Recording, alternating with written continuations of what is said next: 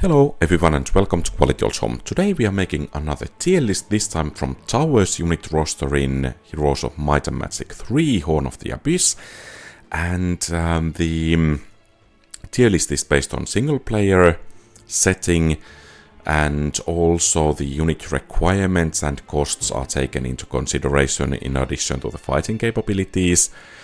And furthermore, in the background is kind of the How Good Is test series, which affects the ratings quite a bit. But without further ado, let's begin with tier 1 creatures. First we have Gremlins, and well, if it were not for Walking Dead and Zombies, these guys could be a contender for the worst unit in the game.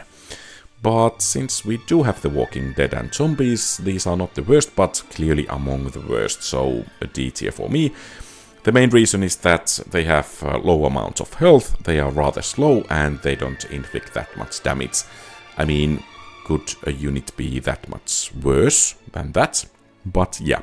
But then, if you kind of collect these Gremlins and upgrade them, in the early game, Master Gremlins can be quite nice. So in the original game they were the only tier 1 shooter unit, but now we have Halflings from Factory, which are kind of OP for tier 1. But still, in my opinion, these units are really solid. Of course, they are kind of similarly squishy as the basic Gremlins, but that ranged attack will carry Tower early game quite a lot. And I'm kind of considering putting them into low S tier or strong A tier. I think the unit kind of loses its value quite drastically as the game progresses, mainly because it's so squishy. So if an enemy unit sneezes towards it, it will suffer casualties practically. So as the unit is not that great in the late game or even in the mid game, I will give it only strong A instead of S tier. So that's the reasoning behind that. Then we have Obsidian Gargoyles. I mean, the unit is fast, that's really nice, and practically, as Tower relies quite a bit on spells, in the early game Obsidian Gargoyles quite often are the fastest unit in the field. So I think that's rather valuable. In the battle the unit is not that great, then again you can get rather big numbers of it, though it costs a bit to get all of those units from the sculptor swings and so on and so forth. But yeah, I think because of the speed mostly, the unit gets a B tier. And then we have the unupgraded variant Stone Gargoyles. In my opinion, they are not that great, the speed is significantly lower, of course flying is nice and the numbers are there, but still, I will give them only C tier. And of course, well, as they are constructs, they are immune to some spells, but I don't think that's that big of a benefit. Then we have Iron Golems. I mean, that 75% magic damage resistance can be nice, especially if one has, for instance, Chain Lightning and the enemy army doesn't have enough stacks. So that's nice. The unit is a bit on the slower side, but when it can engage the enemy, it can do rather nicely in battle. However, due to the slow speed, the unit is not that good in my opinion, rather a defensive unit. So I think weak B, strong C, somewhere around here. And really the main weakness is the slowness, so I think I will give it strong C. And that kind of guides the result for Stone Golems. So they have really slow speed, and the more I play the game, the more I begin to appreciate higher speed and detest slow speed, and because of that the unit gets placed in D tier, because it will slow down the hero. That's minus 50% to spell damage can be nice, but still I think you should at the very least upgrade the unit, or then just go to higher tier units or Master Gremlins and Obsidian Gargoyles instead. Then let's move to tier 4. And first we have Mage. the unupgraded variant. And Mage Tower for tier 4 building, in my opinion, costs dirty much. I mean 5 of every special resource. If you play on impossible difficulty, you might really struggle to get all those together. So, yeah. And especially as you will need quite a lot of those resources for future buildings as well. And actually, Mage Tower is not a prerequisite for these higher tier units. So in battle, the unit is nice, it gets no melee penalty, and it lowers the spell costs, so all of that is really nice. And it can do decent damage, and it can even survive at least some time in melee battle even, but those requirements are just so high. If the requirements were somewhat lower, I would most definitely give these guys A tier. But I think the requirements will make the unit only strong B tier unit. And then we have Archmage, the upgraded variant. So the upgraded Mage Tower doesn't cost that much, but you need to have library before you do that. Okay, those extra spells can be rather nice, but that's 1 extra 5 of every special resource. And even though Archmagi are better than Magi, in my opinion, that's those requirements are just absurd. So weak B, despite by fighting capabilities for the tier unit alone, I would give it once again A tier, but the requirements, they're just too much. Then we have Genies, rather fast unit, at the same time a rather glass cannon unit.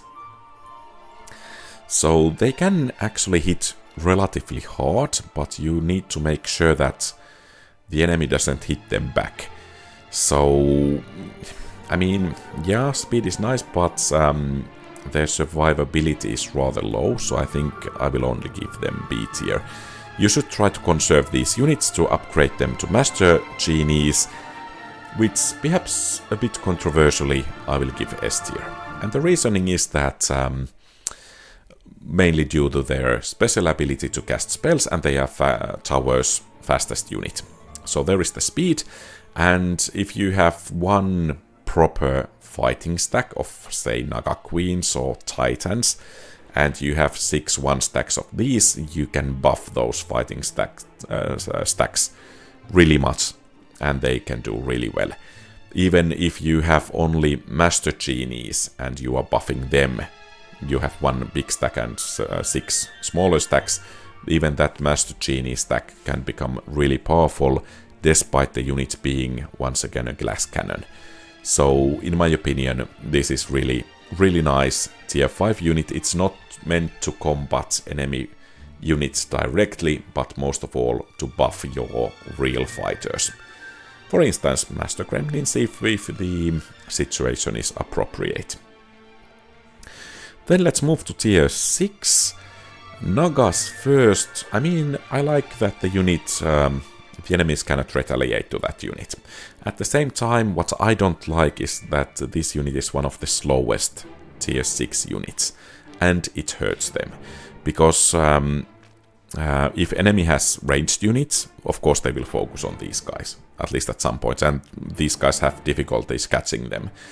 So perhaps if the fighting actually occurs on the enemy side of the battle map, these units will take, say, 2 to 3 turns to actually even engage the enemy, and in some cases the battle is already decided by then. So I will give them only B tier. Once again, a unit you should try to conserve so you can get the upgrade. So Naga Queens do mitigate quite a few of the weaknesses of basic Nagas.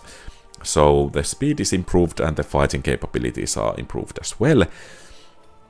At the same time, the speed is not exceptionally high, so that's a minus, and the unit is really expensive. So it's not a superb unit, but I think it serves Tower well enough that no retaliation attack is always really nice.